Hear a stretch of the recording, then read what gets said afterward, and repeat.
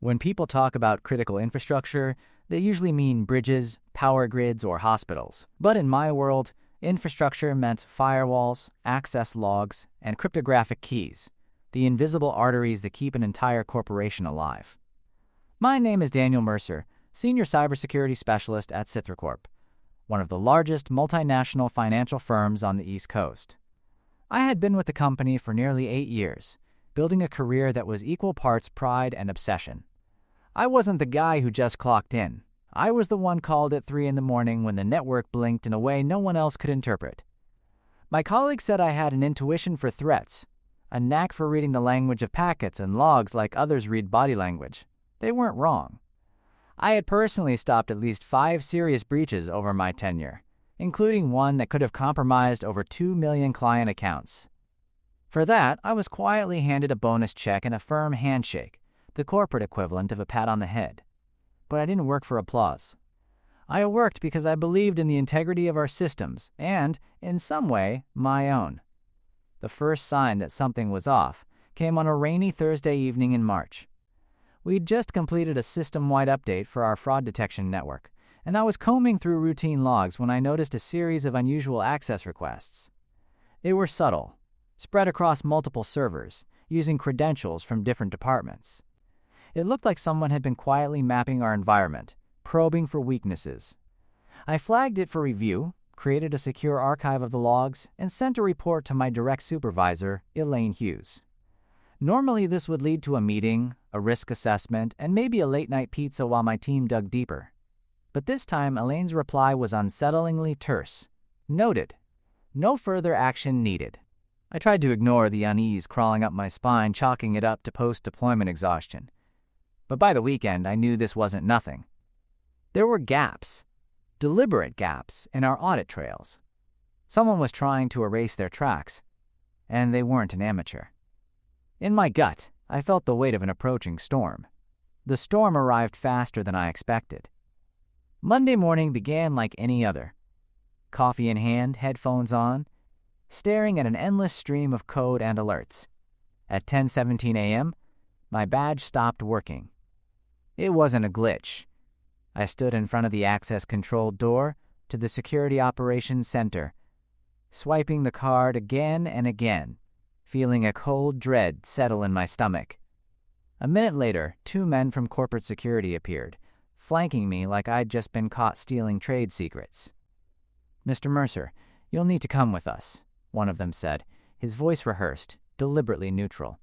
My mind scrambled for context. Was this some internal audit? A procedural check? But when they led me into a sterile conference room with HR and Elaine already waiting and a company attorney I'd never seen before, my pulse spiked. "Daniel," Elaine began, not meeting my eyes, "we need to discuss a very serious incident." She pushed a manila folder across the table toward me. Inside were printed logs, my logs, with my username and credentials tied to unauthorized data transfers. Tens of gigabytes, allegedly exfiltrated from our secure servers and routed to an offshore IP address. I scanned the entries, bile rising in my throat. These were fabricated. Sloppy in some ways, sophisticated in others, but fabricated nonetheless. "I didn't do this," I said, my voice breaking the artificial calm of the room. The attorney leaned forward. "The evidence suggests otherwise. This data breach has compromised sensitive client information. It represents a catastrophic failure of your professional obligations, Mr. Mercer." It felt surreal, like I was watching someone else's life implode. I laid out my case. The suspicious access I'd flagged days earlier, the anomalies I'd documented, the fact that I'd reported it all to Elaine. "Check the archives," I pleaded. "Check my chain of custody. This doesn't make sense." Elaine shifted uncomfortably but said nothing. By 2 p.m., I was escorted out of the building with a termination letter in hand. No goodbyes. No chance to collect my belongings. My corporate laptop, my access tokens, even the small USB drive I used for personal notes, all confiscated. The letter didn't just end my career at CitraCorp. It made me the scapegoat for one of the largest data breaches in the company's history. The public announcement came 2 days later. CitraCorp has terminated a senior cybersecurity specialist, responsible for the unauthorized transfer of client data. We are working closely with regulators and law enforcement to ensure accountability. My name wasn't in the press release, but it didn't matter. In our world, word spreads fast. Recruiters stopped returning my calls. A planned panel appearance at an industry conference was, quote, canceled due to unforeseen circumstances. Friends in the field distanced themselves. No one wants to be associated with a pariah. I fell into a kind of free fall. Nights were the worst. I'd lie awake replaying every decision, every log I'd reviewed, every interaction with Elaine. Was she complicit? Or just too afraid to confront whoever orchestrated this? One evening, while sifting through the few personal files I'd managed to keep, I found the secure archive I'd created the night I'd first spotted the anomalies. I opened it, heart-hammering. The logs told a story, a crude outline of unauthorized access patterns. But more importantly, they proved I'd flagged the breach before it ever happened. Whoever framed me hadn't erased everything. They'd missed a breadcrumb. Rage began to burn through the despair. They had ruined my career, my reputation, my sense of self. They'd done it calculatingly, banking on me disappearing quietly. They didn't know me at all. I called an old friend, Marcus, a forensic analyst I'd worked with years ago. I sent him the archive. After 2 days, he called me back. "Daniel," he said, his tone deadly serious, "this wasn't some random hack. This was an inside job. And it was someone high up, really high up." That night, sitting in my tiny apartment surrounded by the debris of my former life, I made myself a promise. I would find out who did this. And when I did, I wouldn't just clear my name. I'd bring the whole rotten structure down. Marcus's words rattled around in my head like loose bullets. Someone high up. That explained Elaine's nervous silence in the conference room. The lightning-fast dismissal. The total lack of due process. They needed a scapegoat, someone disposable, and I fit the profile perfectly. But knowing it and proving it were two very different battles. Clearing my name would take more than anger. It would take precision. I started by mapping out what I knew. The fabricated logs tied the breach to my credentials. That meant either someone had used my access tokens or forged them all together. Both were plausible, but I remembered something important. My credentials were stored on a physical YubiKey, a hardware token, never left in the open. It wasn't something that could be casually stolen. If they'd cloned my identity digitally, it meant a level of sophistication beyond a lone hacker. And that aligned with Marcus's conclusion. This was orchestrated from the inside. Over the next week, I lived like a ghost, holed up in my apartment, piecing together a trail from scraps. I still had the archived anomalies from before the breach. Timestamps, IP ranges, and fragmented logs that hadn't been purged. Marcus helped me cross-reference them with public data and some private threat intel he still had access to. A pattern began to emerge. The offshore IP the company blamed for the exfiltration wasn't random. It was tied to a shell company in the Cayman Islands, one with obscure but traceable financial connections. One of those connections led right back to a holding firm partially owned by a familiar name, Leonard Kruger, Cethra Corp's chief operating officer. I stared at that name for a long time, bile rising in my throat. Kruger was infamous even within the company. A power player, politically untouchable, the kind of man who spoke in, quote, strategic synergies while gutting entire departments to boost quarterly reports. If anyone could pull strings to erase evidence and destroy a mid-level employee, it was him. But what was his motive? That question gnawed at me. Why risk such a catastrophic breach? Marcus and I dug deeper into the shell companies, uncovering transactions routed through layers of offshore accounts. It was money laundering, or more precisely, a kickback scheme. Kruger had orchestrated the, quote, breach to mask the transfer of sensitive financial data to partners who were paying him under the table. And when I stumbled onto his trail, I became collateral damage. The realization was sobering. This wasn't just about me versus Cethra Corp. This was me against a network of executives willing to destroy anyone to protect themselves. Going to the authorities sounded appealing in theory, but I wasn't naive. Men like Kruger insulated themselves with lawyers, politicians, and favors owed. If I walked in with a thumb drive of partial logs, I'd be buried long before I reached trial. So I needed a different approach. Not a desperate one. A methodical one. I began drafting what I started calling the playbook. My blueprint for taking down Kruger and anyone protecting him. Step 1. Build irrefutable evidence. not scraps or circumstantial anomalies.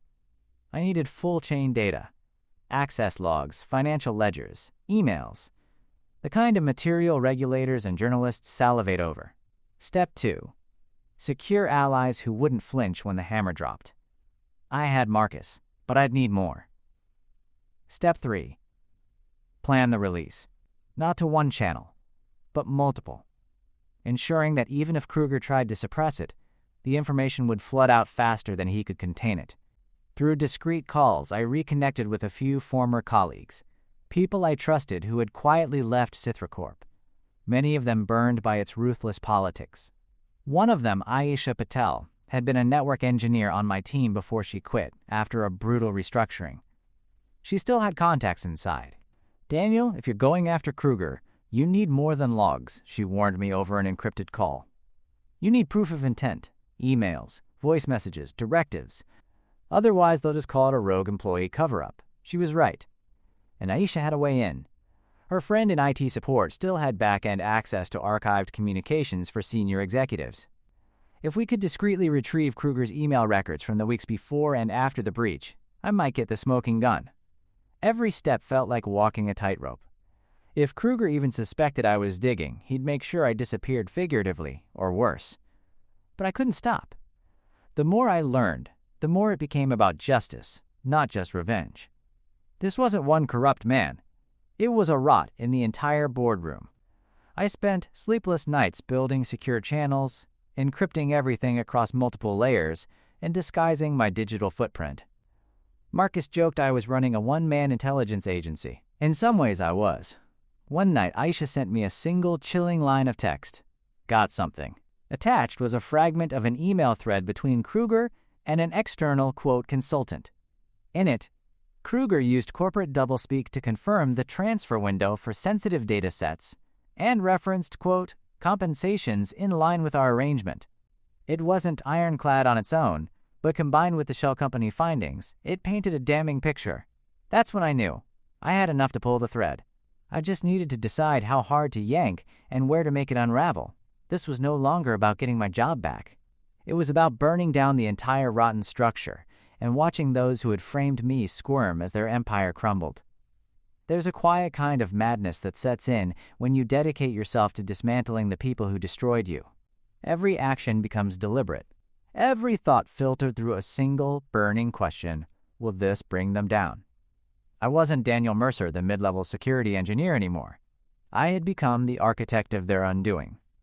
And like any architect, I needed to lay my foundation carefully. The first step was re-entry. Not physical. I'd never set foot in that building again. But digital. CithraCorp's network was supposedly impenetrable from the outside, but I'd built enough of it to know its real vulnerabilities.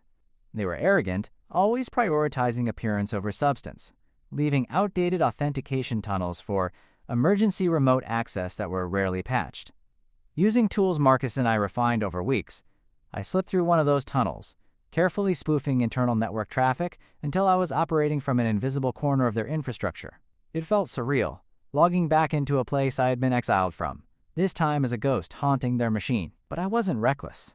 Every step I took, I masked with layers of obfuscation, rotating credentials, and decoy activity. My first goal was simple: gather. I siphoned Kruger's emails, expanding on the thread Aisha had provided. The more I read, the clearer it became. This wasn't just one breach. It was a series of orchestrated data leaks, laundered through offshore entities. Kruger had sold client information for years, repackaged the crimes as external attacks, and used scapegoats like me to bury the evidence. The emails contained euphemisms like data monetization and, quote, compliance-aligned information sharing, but paired with the financial records Marcus helped me decode, they painted a grotesque picture of corruption. I didn't stop at Kruger. If the COO was this deep, others had to be in on it. It didn't take long to find threads leading to two board members, Margaret Devereaux and Anthony Roth. They weren't just complicit.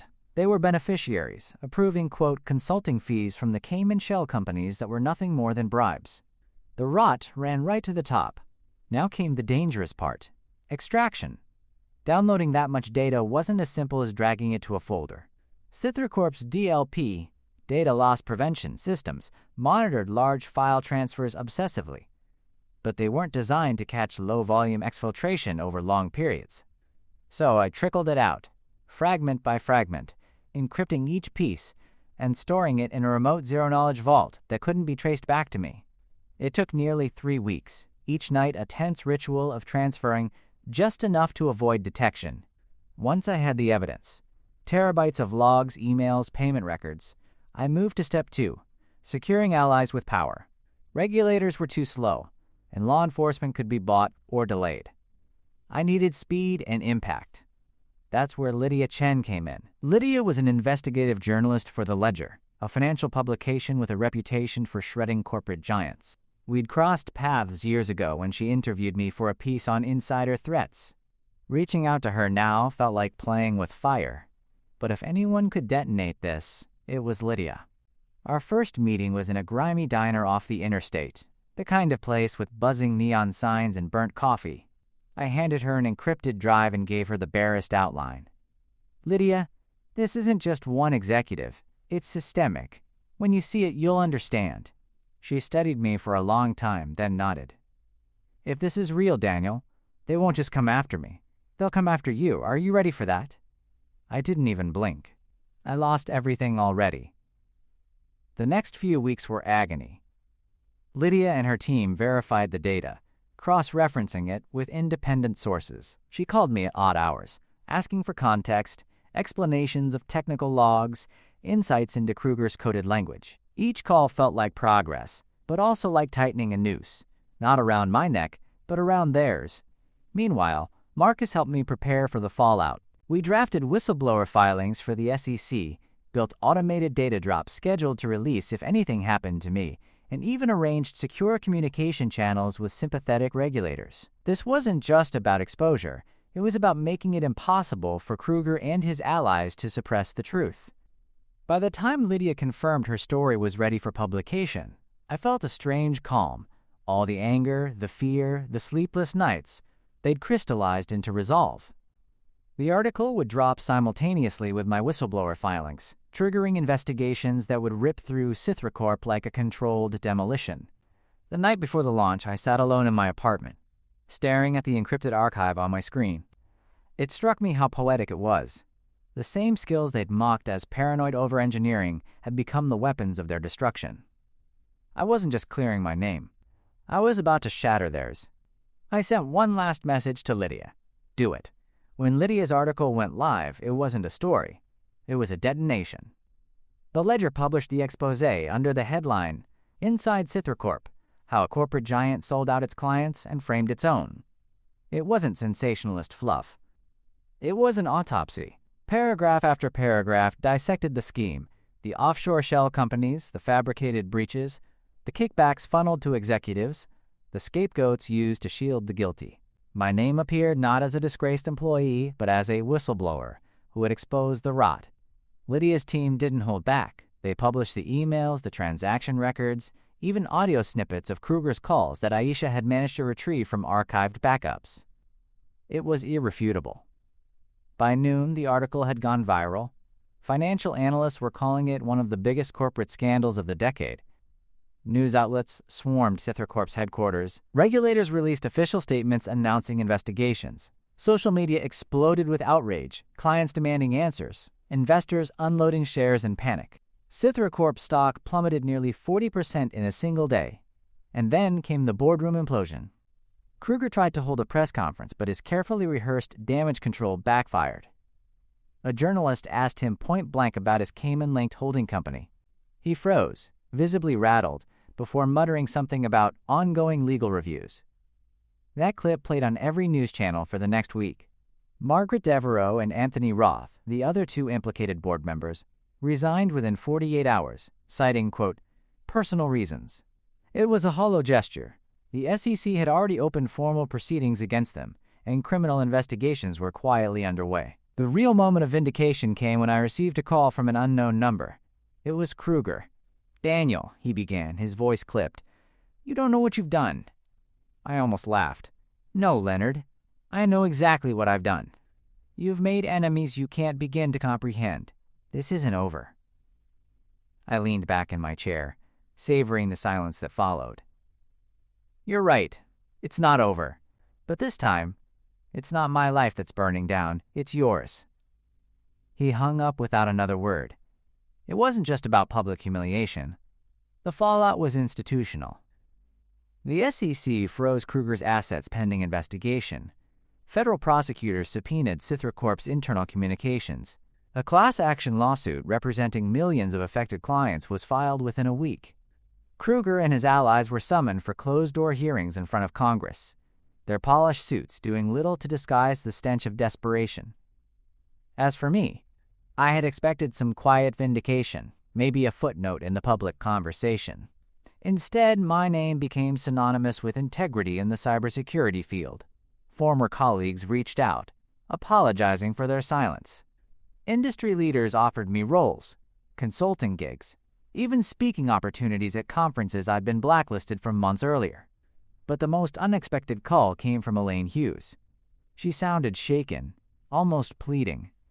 "Daniel, I didn't know the full extent. They told me if I didn't cooperate, I'd lose everything." "I'm sorry." I didn't know what to say. I believed her. At least partly. But I also knew that fear is what kept people like Kruger in power for so long. "You could have said something," I finally replied. "You chose not to." Her silence was answer enough. When the dust settled, Cithra Corp was unrecognizable. The entire board resigned under pressure.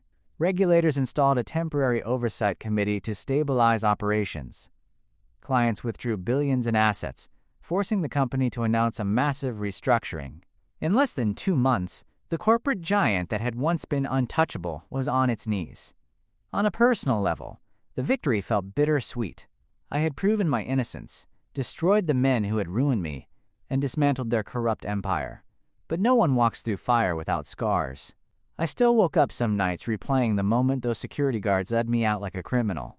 I still struggled with the knowledge that for months I'd been alone, framed, humiliated, and forgotten. And yet, for the first time in a long time, I felt something I hadn't since that rainy Thursday when I first noticed the anomalies. Peace. In the weeks after the story broke, I found myself walking through life differently. There were no more late-night log reviews, no pinging inbox demanding my attention, no corporate badge around my neck. For the first time in nearly a decade, I wasn't tied to a system. I was free, and freedom, as it turned out, was unnervingly quiet. It took me a while to process it all.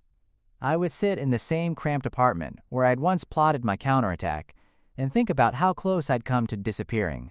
Professionally, personally, maybe even entirely. I replayed the humiliation of that conference room, the look in Elaine's eyes, the smug certainty with which they'd branded me guilty. I had spent months dragging myself out of that pit, brick by brick, building a case so airtight it could not be ignored. And I'd won. But the truth is, the victory wasn't what I thought it would be. Justice is rarely clean. Kruger would likely spend years tangled in legal proceedings, maybe even prison. Devereaux and Roth were finished in the corporate world, their reputations radioactive. But none of that erased what they had done to me. The public shame, the sleepless nights, the way my name had become a cautionary tale whispered in hallways. That kind of damage lingers. And yet, as I look back, I realized something important. They had underestimated me because they never bothered to see me. To Kruger, I was a disposable technician. To the board, I was a shield, a name to plaster over their crimes. They didn't think someone like me could fight back, let alone bring down an empire. That was their fatal mistake.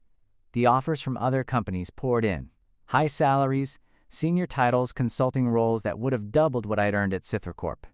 But I turned them all down. I didn't want to slip back into another system that treated people like expendable parts. Instead, I started something of my own, a small consultancy focused on corporate breach response and whistleblower support. The first client was a mid-sized bank whose IT team suspected internal fraud. As I walked them through how to protect themselves and how to document everything if they were ever targeted, I felt something click. This was what I was meant to do, use my skills to protect people who couldn't protect themselves. I thought often about Lydia, about Marcus, about Aisha. The people who risked their own safety to help me when I had nothing left to lose. Without them, I would still be that scapegoat, buried under Kruger's lies. There's a lesson in that. No one wins these fights alone. Integrity isn't just about standing firm. It's about knowing when to ask for help, when to trust others, when to build alliances stronger than the structures you're trying to dismantle. Sometimes I still get messages from former Cithra Corp employees. Some thank me for exposing the truth.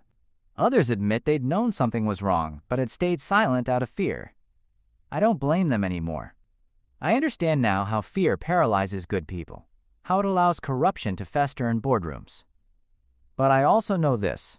Fear loses its power the moment someone refuses to play by its rules. That's what I did. I refused to disappear quietly. I refused to let them define me. And in the end, I turned the very tools they used to destroy me into weapons that brought their empire crashing down. If there's a moral here, it's this: never underestimate the quiet ones. Never mistake dignity for weakness. And never think that justice belongs only to those with the loudest voices or the highest titles. Sometimes it belongs to the person you thought was expendable, the one who won't stop until the truth is undeniable. I lost my career, my reputation, and nearly my sanity. But I found something greater, the unshakable knowledge that no amount of power, no sprawling corporate machine, can crush a person who refuses to give up on what's right. And for me, that's enough.